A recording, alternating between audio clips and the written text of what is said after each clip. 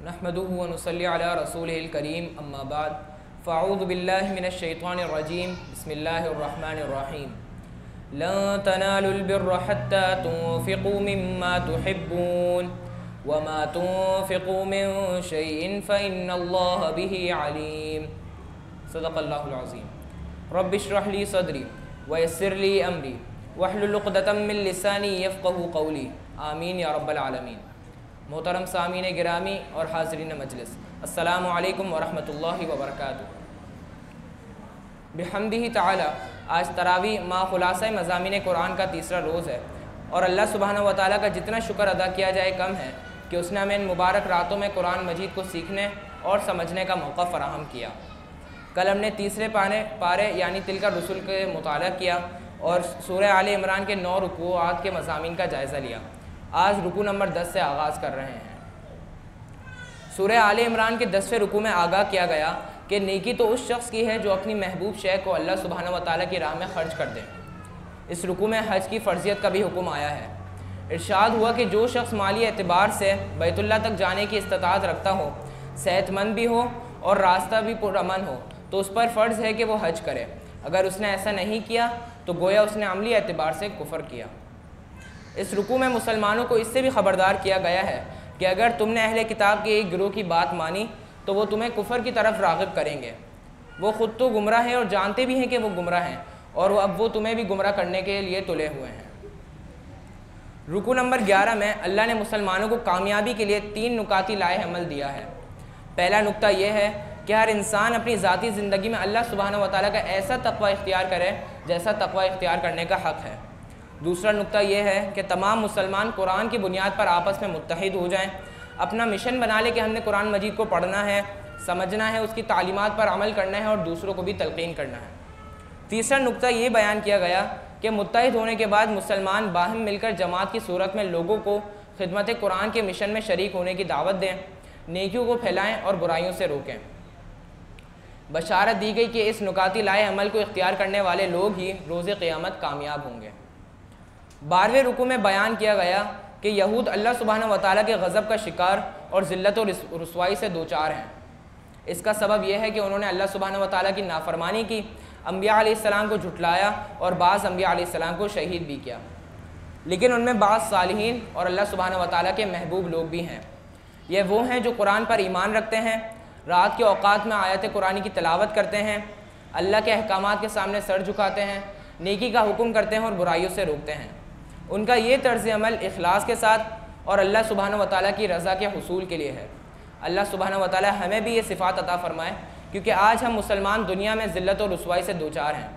हमारे वही जराइम हैं जो इससे पहले यहूद के थे। हम में से ऐसे अफराद अल्लाह सुब्हानहू व तआला के महबूब बन जाएंगे जो बताए गए सिफ़ात को इख्तियार करें। रुकू नंबर 13 से ग़ज़वा उहद में पेश आने वाले वाक़यात पर तबसरे का आगाज़ है। इस मौके पर अल्लाह सुब्हानहू व तआला ने मुसलमानों से वादा किया कि अगर तुम सब्र व इस्तिक़ामत का मुज़ाहिरा करते हुए मेरी इताअत करोगे तो मैं फ़रिश्तों के नुज़ूल के ज़रिए तुम्हारी मदद करूँगा। मदद की बशारत मुसलमानों को खुश करने और उनका हौसला बढ़ाने के लिए थी। हकीकत में तो मदद सिर्फ़ अल्लाह सुब्हानहू व तआला की तरफ से ही होती है और वही फ़ैसला कुन किरदार अदा करती है। मुसलमानों ने चूँकि मजमूई तौर पर सब्र व इस्तिक़ामत का मुज़ाहिरा नहीं किया और एक गिरोह ने जल्दबाजी की, तो अल्लाह सुब्हानहू व तआला ने उन्हें अता की जाने वाली फ़तह को एक लम्हे के लिए शिकस्त में बदल दिया। 14वें रुकू में सूद की हुर्मत का इब्तिदाई हुक्म नाजिल हुआ, जिसके तहत सूद पर सूद यानी सूद मुरक्कब को हराम करार दिया गया। ये इब्तिदाई हुक्म था। सूद की हर सूरत की हुर्मत का हुक्म सूरतुल बकरा के 38वें रुकू में आ चुका है। इसके बाद अल्लाह सुब्हानहू व तआला ने इस रुकू में मुसलमानों को तसल्ली दी कि वह ग़ज़वा उहद की वक्ती शिकस्ती से मायूस ना हो। अल्लाह सुब्हानहू व तआला ने फरमाया, वला तहिनू वला तहज़नू व अंतुमुल अअलौना इन कुंतुम मुमिनीन, और ना हिम्मत हारो और ना गमगीन हो और गालिब तुम ही होगे बशर्ते कि तुम मोमिन हो। 15वें रुकू में आगाह किया गया कि तुम्हारी वाबस्तगी नबी करीम सल्लल्लाहु अलैहि वसल्लम के साथ साथ उनके मिशन से भी होनी चाहिए। ऐसा ना हो कि उनके बाद तुम दीन के गलबे का काम छोड़ दो। हकीकत में अल्लाह वाले वो लोग हैं जो अल्लाह सुब्हानहू व तआला की राह में जंग करते हैं और जंग के दौरान तकालीफ की वजह से ना हिम्मत हारते हैं, ना कमज़ोर पड़ते हैं और ना बातिल के सामने दबते हैं। वो अल्लाह सुब्हानहू व तआला से दुआ करते हैं, रब्बना इग़फ़िर लना ज़ुनूबना व इसराफ़ना फ़ी अमरिना वसब्बित अक़दामना वंसुरना अलल क़ौमिल काफ़िरीन। ए हमारे रब, बख्श दे हमारे गुनाह और वो ज़्यादती जो हमने अपने मामलात में की, और जमा दे हमारे कदमों को और हमारी मदद फरमा काफिर कौम के मुकाबले में। आमीन। 16वें रुकू में इरशाद हुआ कि अल्लाह ने तो ग़ज़वा उहद में मुसलमानों से अपनी मदद का वादा सच कर दिखाया, अलबत्ता जब चंद साथियों ने नज़म की खिलाफ वर्जी की और फ़तह की जल्दी की तो वक्ती तौर पर शिकस्त से दोचार हुए। इस रुकू में नज़म की अहमियत को वाज़ेह किया गया है। अल्लाह सुब्हानहू व तआला हमें ग़लबा दीन की जिद्दोजहद में नज़म की पाबंदी के साथ मेहनत करने की तौफ़ीक़ अता फ़रमाए। आमीन। 17वें रुकू में नबी करीम सल्लल्लाहु अलैहि वसल्लम की तहसीन की गई है कि आप सल्लल्लाहु अलैहि वसल्लम मोमिनों के हक़ में इंतहाई नरम मिजाज हैं। अगर आप सल्लल्लाहु अलैहि वसल्लम सफ़गीर होते तो साथ ही आप सल्लल्लाहु अलैहि वसल्लम के पास से मुंतशिर हो जाते। नबी करीम सल्लल्लाहु अलैहि वसल्लम को तलक़ीन की गई कि साथियों की नज़म की खिलाफ वर्जी की गलती को माफ़ फरमा दीजिए और अल्लाह सुब्हानहू व तआला से उनके लिए बख्शिश तलब कीजिए और उनसे मामलात में मशवरा करके उन पर एतमाद ज़ाहिर फरमाइए। इस रुकू में मज़ीद फरमाया कि जो सआदतमंद अल्लाह की राह में शहीद हों उन्हें हरगिज़ मुर्दा ना समझो, वो हकीकत में ज़िंदा हैं, अल्लाह सुब्हानहू व तआला के अता करदा रिज़्क़ से लुत्फ़अंदोज़ हो रहे हैं और साथ ही अल्लाह सुब्हानहू व तआला की तरफ से मज़ीद नेमतों की बशारतें भी हासिल कर रहे हैं। अल्लाह सुब्हानहू व तआला हम सब को शहादत की मौत नसीब फरमाए। आमीन। 18वें रुकू में अल्लाह सुब्हानहू व तआला ने सहाबाए किराम रज़ी अल्लाहु अन्हुमा की तहसीन फरमाई। वो ग़ज़वा उहद के शिकस्त के सदमे से दोचार थे और कई ज़ख्मी भी थे। इसके बावजूद जब अल्लाह सुब्हानहू व तआला के रसूल ने उन्हें दुश्मन के ताक़ुब करने का हुक्म दिया तो वो फ़ौरन चल पड़े। अल्लाह ने उन्हें अजर अज़ीम की बशारत अता की। इस मौके पर रास्ते में काफ़िले वालों ने उन्हें डराया कि तुम्हारे दुश्मन ज़्यादा तैयारी कर रहे हैं और तुम पर हमला करने के लिए आ रहे हैं। तो उन्होंने फरमाया, हस्बुनल्लाहु व निअमल वकील, हमारे लिए अल्लाह ही काफ़ी है और वह बेहतरीन कारसाज है। उनकी इस बात पर अल्लाह सुब्हानहू व तआला बहुत खुश हुए और इन सआदतमंदों को बहुत बड़े अजर व सवाब, फ़ज़ल और अपनी रज़ा के हुसूल की खुशखबरी दी। रुकू नंबर 19 में एक हकीकत बयान की गई है, कुल्लु नफ्सिन ज़ाइक़तुल मौत व इन्नमा तुवफ़्फ़ौना उजूरकुम यौमल क़ियामा, हर जान मौत का मज़ा चखने वाली है और तुम्हें तुम्हारे अजर दिए जाएंगे रोज़े क़ियामत। ये दुनिया फ़ानी है, ये दुनिया दारुल अमल और दारुल इम्तिहान है। असल ज़िंदगी आखिरत की ज़िंदगी है और नतीजा क़ियामत के दिन निकलेगा। अल्लाह सुब्हानहू व तआला हमें इस दुनिया के धोखे से महफूज फरमाए और उसमें रहते हुए आखिरत की तैयारी करने की तौफ़ीक़ अता फ़रमाए। आमीन। रुकू नंबर 20 में जो सूरह आले इमरान का आखिरी रुकू है उसमें आगाह किया गया कि अल्लाह की मारिफत और सीधे रास्ते की हिदायत उन्हें नसीब होती है जो कायनात पर गौर व फिक्र करते हैं और हर हाल में अल्लाह सुब्हानहू व तआला का जिक्र करते हैं। इस रुकू के आखिर में अहले ईमान को तलकीन की गई कि वो कुफ़ार के मुकाबले में डटे रहें, नज़म की सख्ती से पाबंदी करें और अल्लाह सुब्हानहू व तआला का तक़वा इख्तियार करें ताकि कामयाब हो सकें। इस रुकू के साथ सूरह आले इमरान का अख्तिताम होता है और अगली सूरह निसा का आगाज़ होता है। ये 24 रुकूआत पर मबनी एक मदनी सूरह है।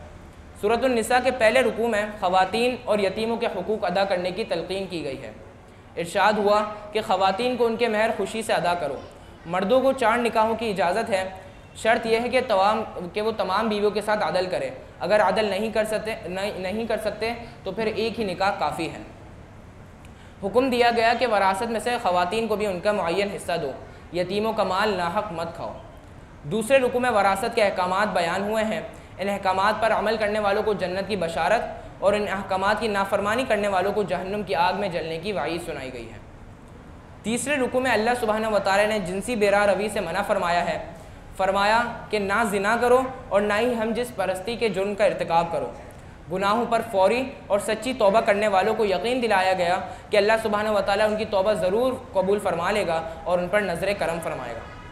तौबा में ताख़ीर करने वालों को ख़बरदार किया गया कि अगर मौत के वक्त तौबा की जाए तो वो हरगिज़ कबूल नहीं की जाएगी। इस रुकू में अल्लाह सुब्हानहू व तआला ने एक बार फिर बीवियों से हुस्न सलूक करने की तलकीन की। अल्लाह सुब्हानहू व तआला से दुआ है कि जो कुछ सुना समझा उस पर अमल करने की तौफ़ीक़ अता फ़रमाए। व आखिरु दावाना अल्हम्दुलिल्लाहि रब्बिल आलमीन। अऊज़ु बिल्लाहि मिनश शैतानिर रजीम। बिस्मिल्लाहिर रहमानिर रहीम।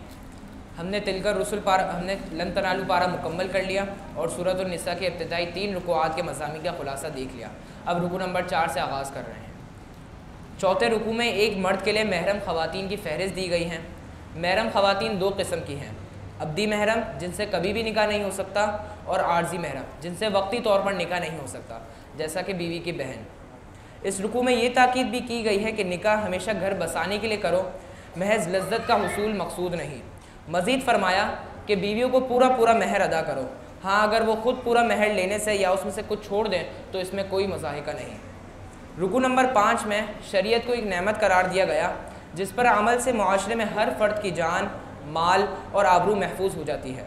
मज़ीद ये हुक्म दिया गया कि आपस में एक दूसरे के माल को नाहक तरीके से मत खाओ और ना किसी मोहतरम जान को कत्ल करो। ऐसा करने वालों को सख्त सज़ा मिलेगी। ये भी खुशखबरी दी गई कि अगर लोग बड़े बड़े गुनाहों से इज्तनाब करेंगे तो अल्लाह सुब्हानहू व तआला ख़ुद उनके छोटे छोटे गुनाहों को माफ़ फरमा देगा। छठे रुकू में इरशाद हुआ कि अल्लाह ने मर्द को ख़ानदान का हाकिम बनाया है। नेक बीवियाँ वो हैं जो शौहर की ताबेदारी करें, उसकी माल, बिस्तर, राज और औलाद की अच्छी तरह से हिफाजत करें। जो ख़वातीन ऐसा ना करें उन्हें समझाया जाए, ना समझे तो बिस्तर से अलहदा किया जाए, फिर भी ना माने तो हल्की सी सरजनिश की जाए। आखिरी सूरत यह है कि शौहर और बीवी के ख़ानदानों से 2 मोतबर अशख़ास सुलह कराने की कोशिश करें। अल्लाह सुब्हानहू व तआला चाहते हैं कि ख़ानदान बसे रहें और उसमें अलहदगी की नौबत ना है। अल्लाह सुब्हानहू व तआला तमाम ख़ानदानों को शाद और आबाद रखे, आमीन। इसी रुकू में एक बड़ा नाजुक मज़मून भी है। रोज़ी क़यामत नबी अकरम सल्लल्लाहु अलैहि वसल्लम इस उम्मत के ख़िलाफ़ गवाह बनकर आएंगे। अल्लाह सुब्हानहू व तआला की बारगाह में अर्ज़ करेंगे, ए अल्लाह, मैंने इस उम्मत तक दीन के पैगाम पहुँचाने का हक़ अदा कर दिया, अब अगर ये अमल नहीं करते तो वो खुद ज़िम्मेदार हैं। इस मज़मून को सुनकर अक्सर औक़ात अल्लाह सुब्हानहू व तआला के रसूल भी आबदीदा हो जाया करते थे। अल्लाह सुब्हानहू व तआला हमें रोज़ क़यामत की रसवाई से महफूज फरमाए, आमीन। 7वें रुकू में हुक्म दिया गया कि नशे की हालत में नमाज के करीब भी मत जाओ। नमाज उस वक्त पढ़ो जब तुम्हें पता हो कि पढ़ क्या रहे हो। ये शराब की हुर्मत के हवाले से दूसरा हुक्म है। पहला हुक्म सूरतुल बकरा के 27वें रुकू में आया था और आखिरी हुक्म सूरतुल माइदा में आएगा, जिसके तहत शराब को मुकम्मल तौर पर हराम करार दिया गया। इस रुकू में यहूद की बाज़ खबासतों का भी जिक्र किया गया है। उनमें से कुछ लोग हज़रत उज़ैर अलैहिस्सलाम को अल्लाह का बेटा करार देकर शिर्क का जुर्म भी कर रहे थे। आगाह किया गया कि अल्लाह सुब्हानहू व तआला जिस गुनाह को माफ़ करना चाहे माफ़ कर देंगे, लेकिन शिर्क जैसे गुनाह को कभी माफ़ नहीं करेंगे। 8वें रुकू में यहूद का ये जुर्म बयान हुआ कि वो शिर्क करने वालों को मुसलमानों पर तरजीह देते थे।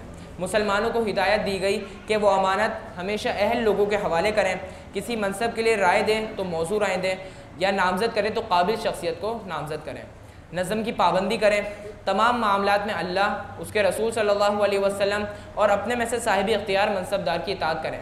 अगर मनसबदार से इख्तिलाफ़ हो तो कुरान और सुन्नत की रोशनी में हल तलाश करें। 90वें रुकू में मुनाफिकाना रविश का बयान है।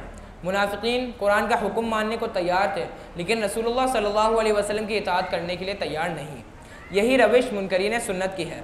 वो कुरान के अहकामात को मानने के लिए तैयार है, लेकिन हदीस रसूल सल्लल्लाहु अलैहि वसल्लम को तस्लीम नहीं करते। अल्लाह हमें इस फितने से महफूज फरमाए। इस रुकू में मज़ीद ये भी फरमाए कि उस वक्त तक कोई इंसान मोमिन नहीं हो सकता जब तक वो अपने तमाम मामलात में रसूलुल्लाह सल्लल्लाहु अलैहि वसल्लम की इताअत ना करें और उनके किसी फ़ैसले के हवाले से दिल में भी तंगी महसूस ना करें। रुकू नंबर 10 में मुनाफिकीन की ये कमज़ोरी बयान की गई है कि वो अल्लाह की राह में जंग करने से गुरेज़ करते हैं। वो इंतहाई बुज़दिल हैं, दीन की खातिर माल और जान की कुर्बानियाँ देने से घबराते हैं। मुसलमानों को हुक्म दिया गया कि वो अल्लाह की राह में जंग करें, हक़ व बातिल के मार्के में ख्वाह वो गालिब हों या मगलूब, अल्लाह हर सूरत में अल्लाह सुब्हानहू व तआला उन्हें बेहतरीन अजर अता फरमाएंगे। रुकू नंबर 11 में भी मुनाफिकीन की बुज़दली का जिक्र है। मक्की दौर में मुसलमानों के लिए हुक्म था कि कुफ़्फ़ू ऐदियकुम, अपने हाथों को बांधे रखो, किसी भी मुखालिफत के जवाब में इक़दाम ना करो। जब मदनी दौर में जंग का हुक्म आया तो मुनाफिकीन पर लर्ज़ा तारी हो गया। वो लोगों से ऐसे डर रहे थे जैसे कि अल्लाह सुब्हानहू व तआला से डरना चाहिए। उनसे कहा गया कि मौत से ना डरो, मौत तो अपने तयशुदा वक्त और मुअय्यन जगह पर आकर रहेगी, बजाय इसके कि वो बिस्तर पर एड़ियाँ रगड़ कर आए, बेहतर है कि मैदान जंग में शहादत की सूरत में नसीब हो।